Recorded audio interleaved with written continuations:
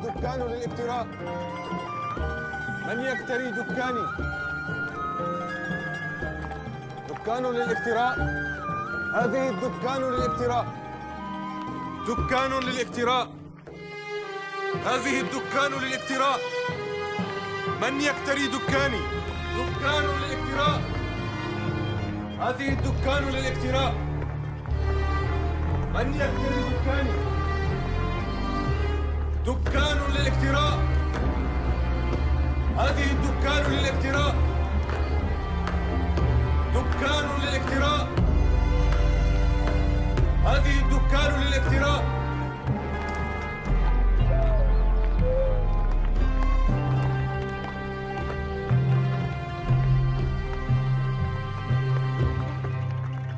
هذه الدكان للافتراء.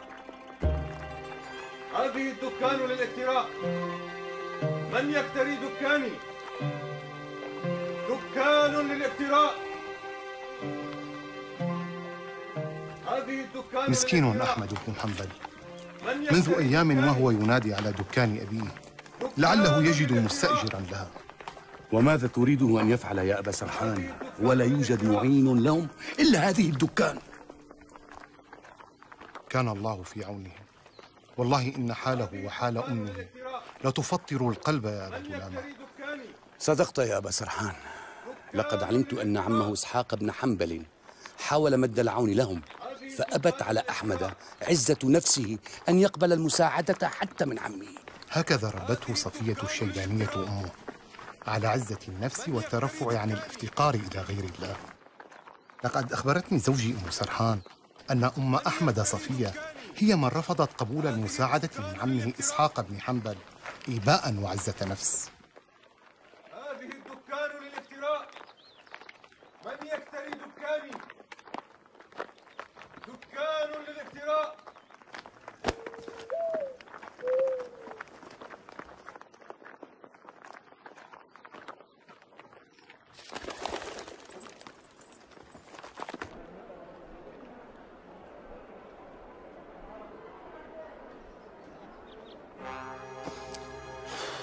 لقد تأخر الرد كثيرا والوقت يداهمنا ولا ينتظر. كان يجب أن يكون الرد بين أيدينا الآن.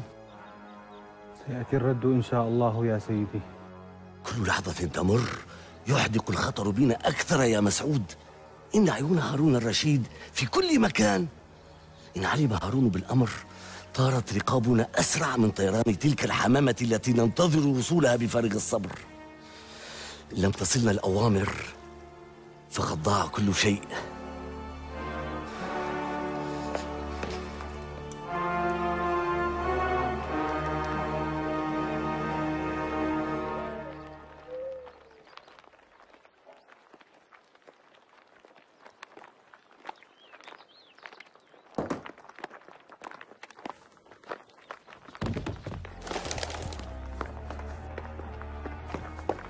لقد قنص الفتى حمامة ساجل. لقد قتل الحمامة. الحقوا به. الحقوا به.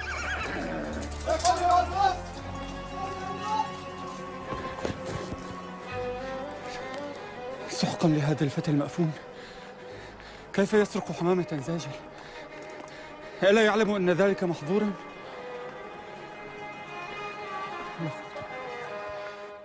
هذه لهذه، وها هنا يا عامر، وهذه لهذه. يا هذه لهذه. نعم. بقي هذه. أيها الكسول الأحمق. أمي. انهض. قلت لك غير مرة اجلس في إحدى زوايا السوق لتصلح نعالا للمرة هناك. انهض. انهض. انهض. أمي، لم أترك مكانا إلا وطردني منه صاحب الشرطة. ماذا أفعل؟ وهل خلت بغداد من الأمكنة التي يمكنك العمل فيها؟ أمي، وأين سأجد هذا المكان يا أمي؟ كلما جلست قرب السوق جاء رجال الشرطة وطردوني، وفي المرة الأخيرة يا أمي كادوا يقبضون علي ويزجون بي في السجن. دوما لا أجد منك إلا التذمر والحجج التي تسوغ بها كسلك وعجزك. يا أمي، لو كان لدينا دكان في قلب السوق لكان حالنا غير هذا الحال. أمي؟ ما بك يا أمي؟ أمي إلى أين تذهبين؟ أمي ما بك؟ ما بها أمي عامر؟ أمي أين كنا؟ كنا في هذه لهذه. لا هذه ليست لي. منك يا أم عامر، سأضطر للبدء من جديد. هذه لهذه. لست أدري يا أحمد ما سبب عنادك هذا. أنا عمك، اعتبرني في مقام أخيك الأكبر. لست رجلا غريبا حتى ترفض مساعدتي لك. إن كان ذلك يضايقك فاعتبر ما أقدمه لك دينا ترده لي حين يفتح الله لك. لكنني أرى. شكر الله صنيعك يا عماه، وقد تحدثنا في هذا الأمر غير مرة وأنت تعرف رأيي فيه. أحمد، إلى متى ستبقى على هذه الحال أنت وأمك؟ ها أنت ذا منذ أيام تنادي على دكان أبيك لعلك تجد من يكتريه دون ما فائدة. إن مع العسر يسرا يا عماه، إن مع العسر يسرا. وإن لم أجد مستأجرا للدكان ضربت في الأرض بحثا عن العمل. كما تشاء يا أحمد، كما تشاء. لكن عدني ألا تنسى إن ضاقت بك السبل أن لك عما يحفظ ود أخيه ويصل رحمه من بعده. جزاك الله خيرا، أنت أولى بي وأنا أولى بك، ولكني راض بعطاء ربي متوكل عليه. لا إله إلا الله. أحمد، إن طرأ جديد فأخبرني. السلام عليك. وعليكم السلام ورحمة الله. دكان للاكتراء، هذه الدكان للاكتراء، من يكتريها؟ الله يا الله، الله يا الله. ما وراءك أيها الأخرى؟ دعك مما ورائي وانظري ما جئتك به. ويحك، من أين جئت بها؟ اصطدتها في السوق. حاول الحرس الإمساك بي ولكنني ضللتهم في الطريق. أحسنت صنعا. هيا اذهب واشعل النار ريثما أجهزها. هيا فإنني أتضور جوعا. هيا.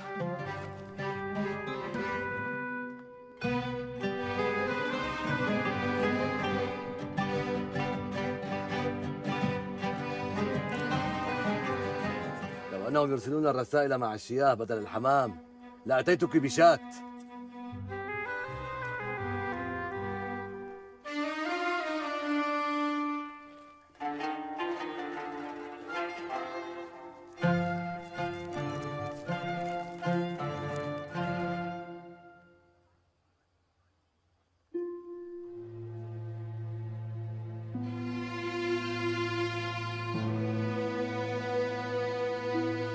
دكان للاكتراء، دكان للاكتراء،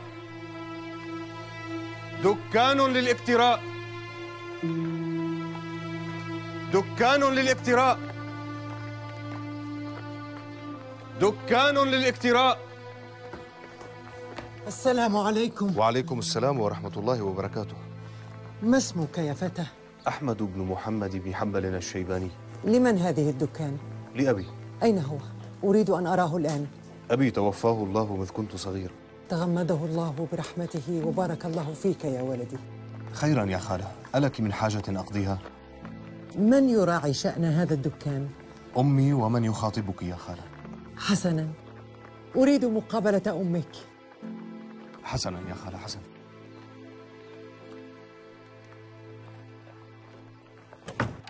بشري يا أم خالد. لا أدري ما أقول لك، ولكن ابني خالدا أخبرني أن صانع السجاد لا يحتاج الآن لمن يحيك السجادة. تحلي بالصبر يا أم أحمد، ما بعد الضيق إلا الفرج. لا أدري ما أقول لك يا أم خالد، إنما بؤسي وحزني على ولدي أحمد، فإن بقينا على هذه الحال أخشى أن يفوته العلم لانشغاله بطلب الرزق، وأنا قد نذرته لطلب العلم والاشتغال به.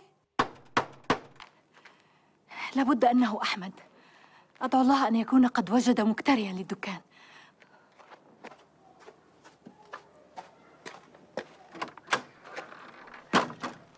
السلام عليكم. وعليكم السلام ورحمة الله. أنت أم أحمد؟ أجل. لي حاجة عندك إذن. ماذا تقول؟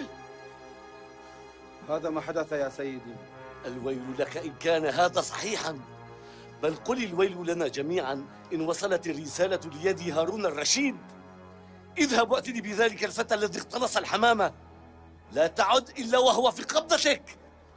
أرسلت الحرس للبحث عنه. لا يكفي، أريدك أن تذهب بنفسك للبحث عنه. إن مصيرنا رهن بتلك الرسالة يا مسعود. لا ينبغي مخلوقا أن يعلم بمحتواها، أفهمت؟ هيا اذهب. سمعا وطاعة يا سيدي. أي شؤم هذا؟ إن وقعت الرسالة بيد أحد رجالات القصر ضربت أعناقنا.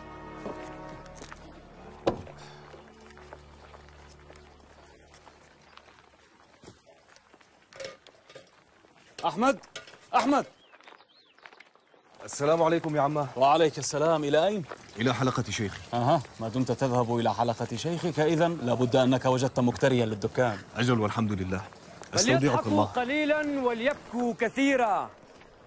فليضحكوا قليلا وليبكوا كثيرا. بسم الله الرحمن الرحيم. السلام على موصول الجاه بن الأيهم. اسقي وردة البيت الشريفة، ودع الأمانة مرسلة في ماء دجلة. العين الباكية تنتظر رؤية وردتها في البصرة. شمس تذهب وأخرى، ثم أطلق للوردة الهواء، وارحل إلى ميا فارقين على الفور والعجل.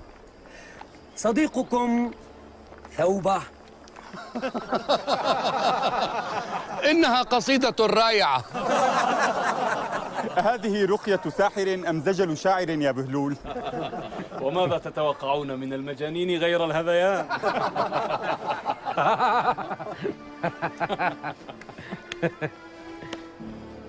فليضحكوا قليلا وليبكوا كثيرا.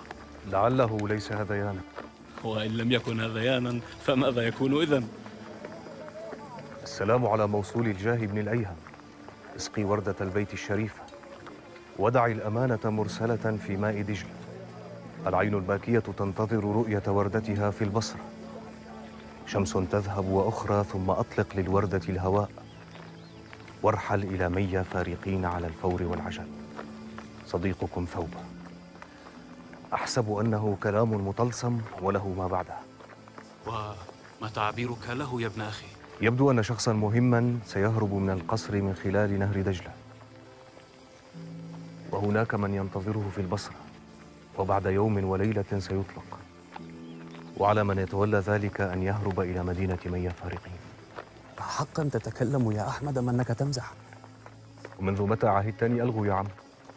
إن كان تأويلك للرسالة صحيحا فثم خطر يوشك أن يضر الراعي والرعية، ويجب أن ينتبه إليه ولاة أمورنا. ومن يستطيع ذلك؟ أنا أعرف شخصا باستطاعته أن يوصلنا إلى القصر.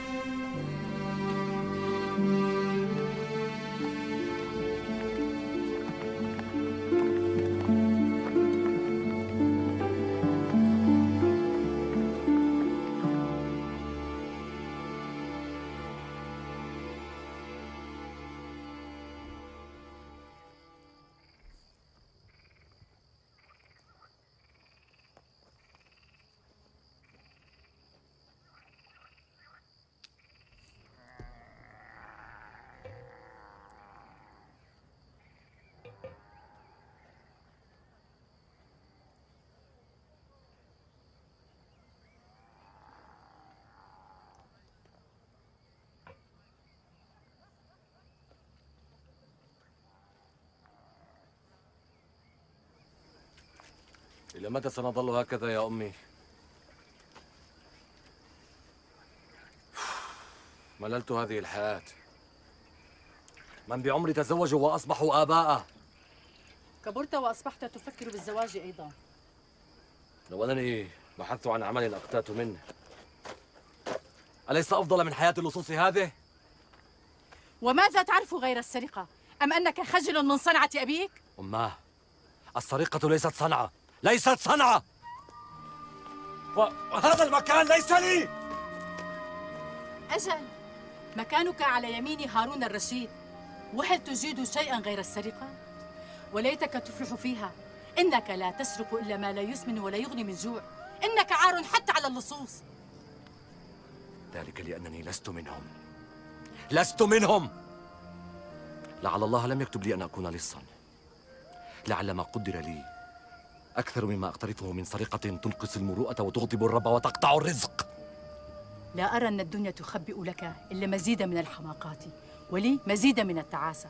اغرب عن وجهي، فقد ذهب الشبع بعقلك. سترين أنني أهم مما تتوسمينه في يا أم الفرج.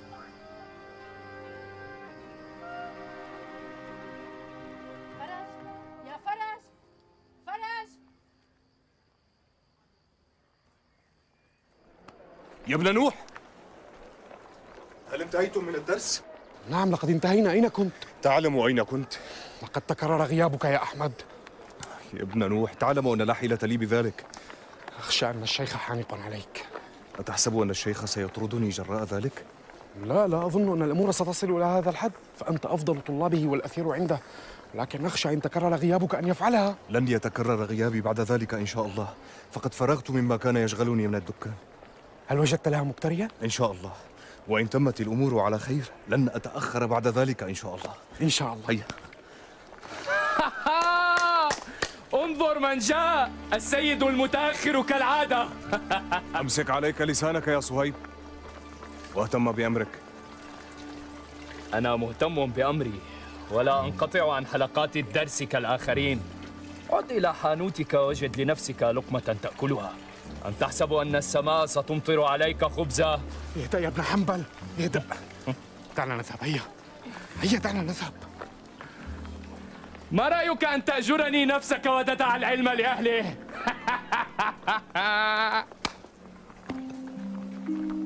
لن تجد في خراسان كلها ولا في باقي الأمصار من يأتيك ببضاعة كهذه.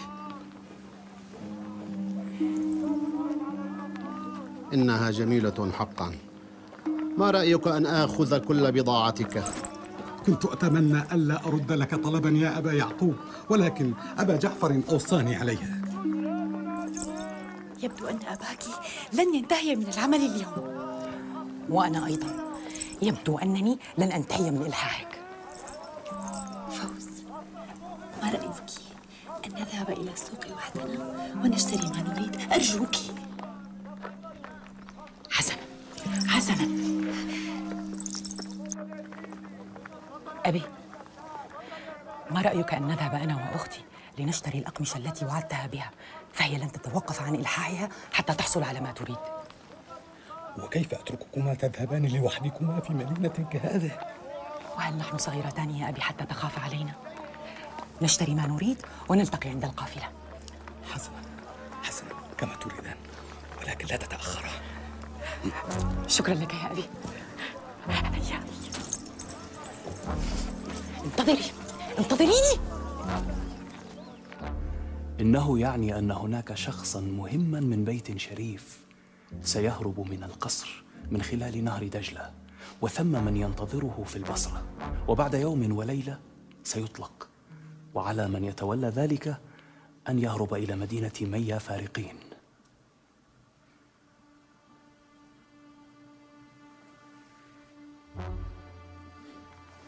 كان ما تقوله صحيحا، فهذا يعني أن هناك مؤامرة تحاك بليل في قصر الخلافة، وأظن أن الذي سيهرب هو من الطالبيين، وليس هناك غير عمارة بن الأيهم من قام بحبك مثل هذه المؤامرة. مولاي أدرى، لكن قل لي، كيف استطعت فك طلاسم هذه الرسالة؟ أنا لا علم لي بفن الرسائل ولا بفك طلاسمها يا مولاي، إنما هو ابن أخي أحمد بن حنبل. ابن أخيك هذا يستحق مكافأة كبيرة على ذكائه ونباهته. ابن أخي يتيم، ووهبه الله حسن الخط فهو يصلح لنسخ الكتب، فهل يأمر مولاي بعمل له في بيت الحكمة؟ له ذلك ولك أيضا جزاء ما فعل. شكر الله صنيعك يا مولاي. الحمد لله، قد وهبني الله حتى كفاني، وما فعلت ذلك إلا حرصا على أمتي وخشية من فتن قد تضر ديار الإسلام وأهلها. ليت الناس كلهم في مثل حرصك على دينك وأمتك. أبوابنا مفتوحة لك دائما يا إسحاق. أدام الله الأمن والأمان على أمة الإسلام وحفظها من كل الفتن ما ظهر منها وما بطن يا مولاي.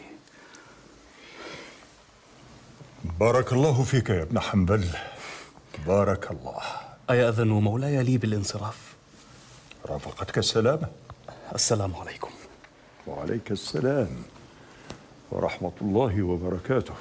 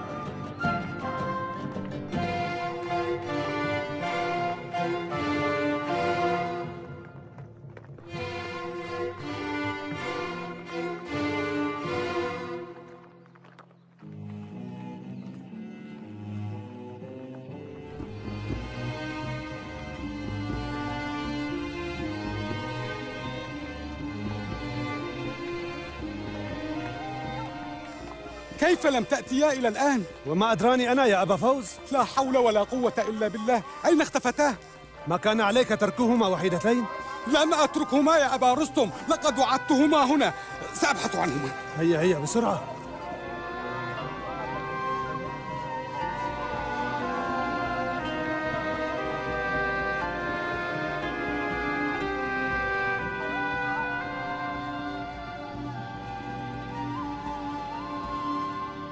إذن فقد بدأت الأفاعي الرقطاء تخرج من جحورها. أيحسبون أن هارون رشيد غافل عن دسائسهم ومكائدهم؟ والذي نفسي بيده لأجعلنهم عبرة لمن يعتبر. هون عليك يا مولاي، فهم أعجز من قرادة وسيلقون جزاء ما يمكرون. إنهم لا يستحقون منك كل هذا الغضب. كيف لا يستحقون كل هذا الغضب يا يحيى؟ كيف؟ وهم لا يكفون عن غيهم وفسادهم وأفسادهم في الأرض. وكلما غفرنا لأحدهم جاز إحساننا جحودا ونكرانا. وها هو الطالبي، ها هو الطالبي يدبر لنا الدسائس من سجنه. سينالون جزاء ما يمكرون بعون الله. أريدك أن تعد هذه المؤامرة في مهدها قبل أن يتسع الخرق على الراقع. كن على ثقة يا مولاي بأن عمارة بن الأيهم وكل من شايعه وتبعه سينالون الجزاء الذي يردعهم ويردع أمثالهم مما يعيثون فسادا في ديار المسلمين. اشدد يدك على ابن الأيهم حتى يعترف بأسماء جميع الخونة. جئني بهذا المجرم الساعة. أمرك يا مولاي.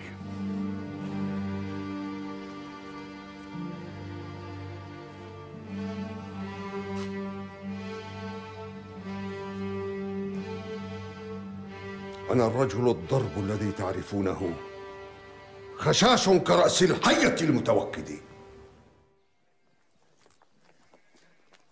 أحمد، أنت تعلم أن صهيبا لم يقل ما قال إلا لأنه يحسدك لمكانتك عند الشيخ وبراعتك التي لا يملك معشارها. أخي محمد، يجب أن لا نذكر أحدا بسوء في غيابه، هذا أولا. أما ثانيا، إن فكرت في كلام صهيب وجدته صحيحا.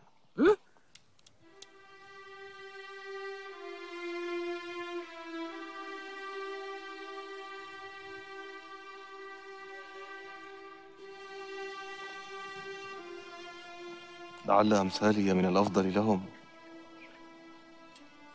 أن ينشغلوا بقوت يومهم ولقمة عيشهم. إيه؟ كيف تقول ذلك يا أحمد؟ لعله ترف مني أن أسعى إلى طلب العلم، وأنا أرى الفاقة التي نحن فيها والعوز الذي يقض مضجع أمي. حقيق بي ألا أفكر في نفسي فقط. أحمد، الفقر ليس عيبا وليس عقبة أمام طلب العلم. الفقر ليس عيبا أجل، بل هو مسلبة للعقل وللمروءة ومذهبة للعلم والأدب. الحمد لله على كل حال، فأنا راض بقضاء الله علي، ولكنني أخشى أن يكون انصرافي إلى العلم يبخس حق أمي. لا يا رجل، لا يا رجل، والله إن طلبك العلم أحب إلى أمك من مال الدنيا جميعا. ليت الأمر كما تقول، ليت الأمر كما تقول يا ابن نوح.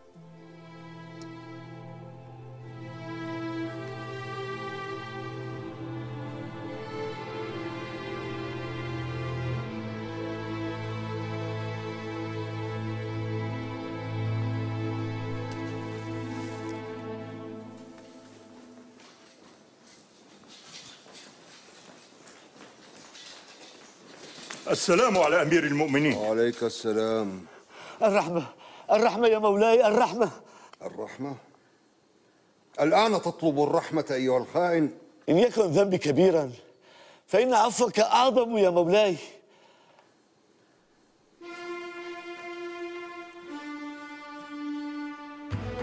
قسما بالله لأجعلنك عبرة لمن تسول له نفسه نقض العهد وخيانة الأمة. في المرة الماضية سبقت رحمتي غضبي حين عفوت عن يحيى الطالبي إجلالا لنسبه ودرءا للفتن بين المسلمين. أما هذه المرة والله لأجعلنك عبرة لمن يعتبر. خذوه إلى القاضي أبي يوسف ليحكم فيه حكم الله في الخائنين. خذوه. يا أمير المؤمنين، يا أمير المؤمنين، يا أمير المؤمنين، يا أمير المؤمنين، أتشفع إليك بقرابتك من رسول الله أن تسامحني يا مولاي. صلى الله عليه وسلم. اللهم صل على محمد وعلى آله وصحبه وسلم. أتشفع إليك بابن عمك أبي القاسم محمد صلى الله عليه وسلم.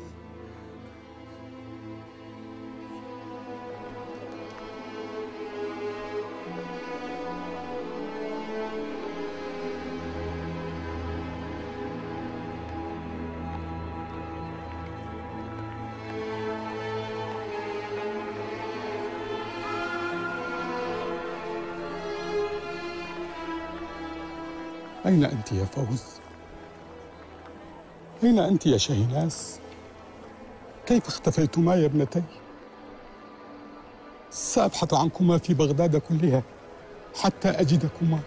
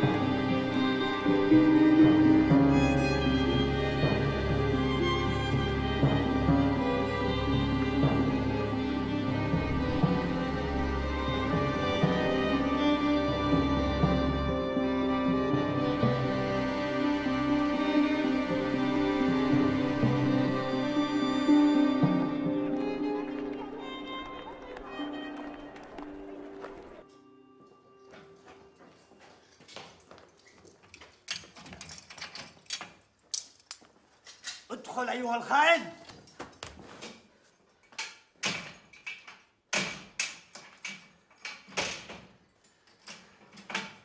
هيا بنا.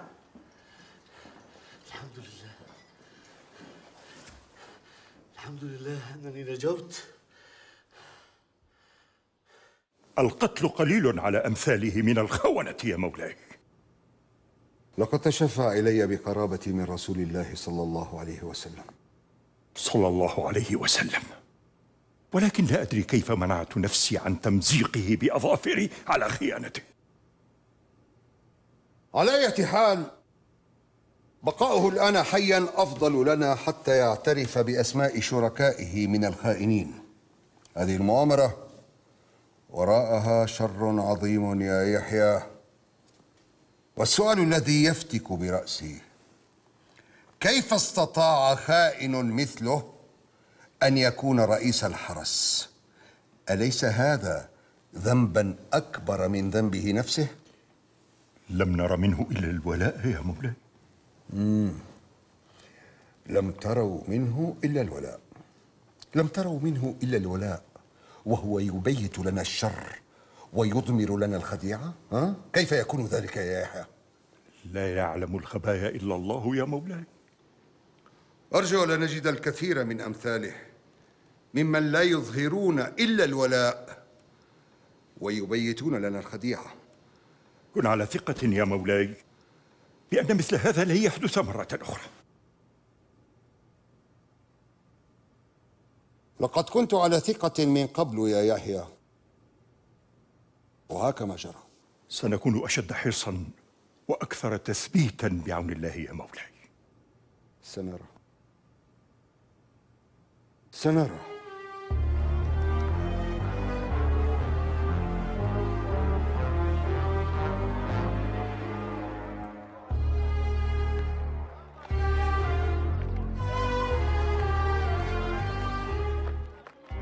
السلام عليكم. وعليكم السلام ورحمة الله.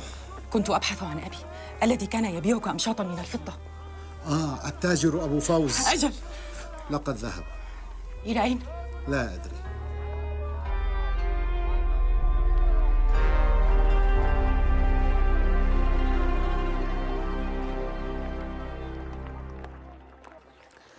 لقد أعجب الأمير يحيى البرمكي بحدة ذكائك وقدرتك على فك طلاسم الرسالة، ومكافأة لك أمر بتعيينك نساخا للكتب في دار الحكمة.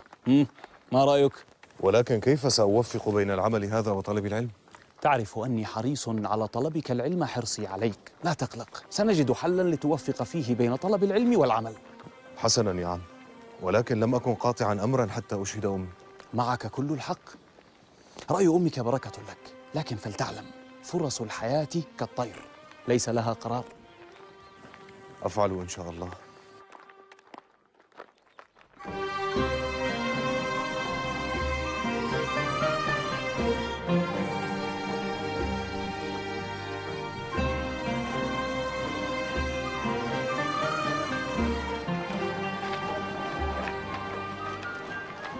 السلام عليك يا خالد.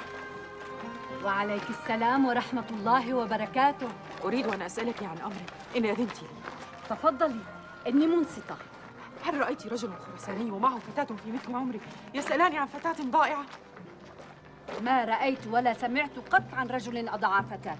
لا حول ولا قوة إلا بالله. لما كل هذا الخوف والقلق في عينيك؟ ما قصتك؟ لقد أضعت أبي وأختي في سوق بغداد وأنا غريبة الدار. لا حول ولا قوة إلا بالله. كلنا أهلك يا أخي، تفضلي. لا، وجزاك الله خيرا، يجب علي أن أذهب. إلى أين؟ وقد اقترب الليل. ألم تقولي إنك غريبة؟ تفضلي تقضين الليلة عندي وفي الصباح تعاودين البحر. أحسن الله لك، ولكن يجب علي أن أذهب، لعلني أجده هو في أحد النزل أو حيث تركنا القافلة. كما تريدين، ولكن أنا وزوجي رهن أمرك. زوجي يعرف كل نزل بغداد، وإن لم نجدهما في النزل ذهبنا إلى حيث تقف قافلتكم. أكون لكم من الشاكرين. لا داعي للشكر، هذا واجبنا. تفضلي تفضلي، إلى أن يجهز زوجي نفسه للخروج. تفضلي. أهلا ومرحبا. أهلا وسهلا، أهلا وسهلا، تفضلي. تعالي إلى الداخل ريثما أطلب من زوجي أن يتأهب للخروج.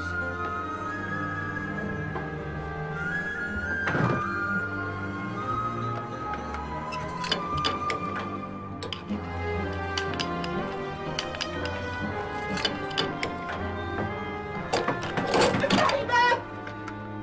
لما أغلقتي الباب يا سيدتي أرجوك افتحي الباب. افتحي الباب! حنظلة! لما أغلقتي الباب يا سيدتي؟ يا حنظلة! أرجوك افتحي الباب! افتحي الباب! أرجوك افتحي الباب! لما أغلقتي الباب يا سيدتي؟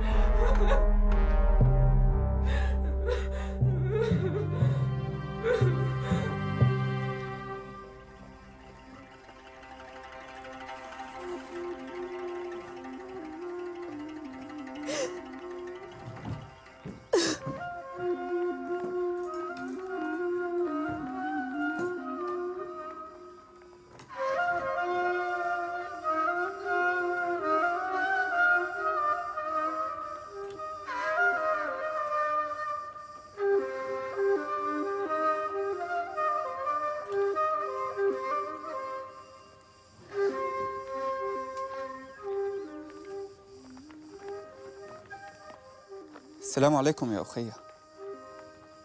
وعليكم السلام. خيرا يا أختاه، ما خطبك؟ أنا غريبة عن بغداد وقد أضعت أبي وأختي. أضعتيهم؟ وكيف ذاك؟ لا أدري، نسيت نفسي فلم أجدني إلا بعيدة عنهم تائهة في السوق.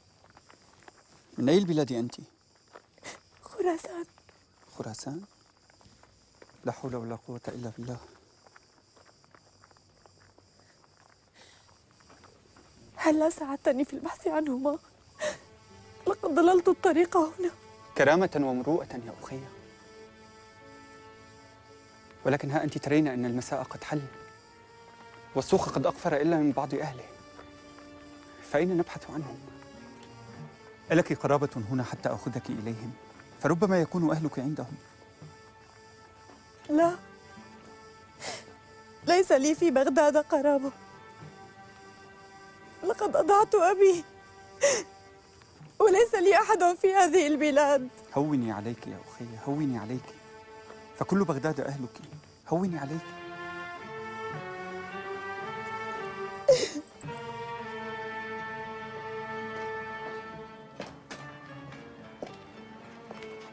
ما زلت منتظرة كلامك.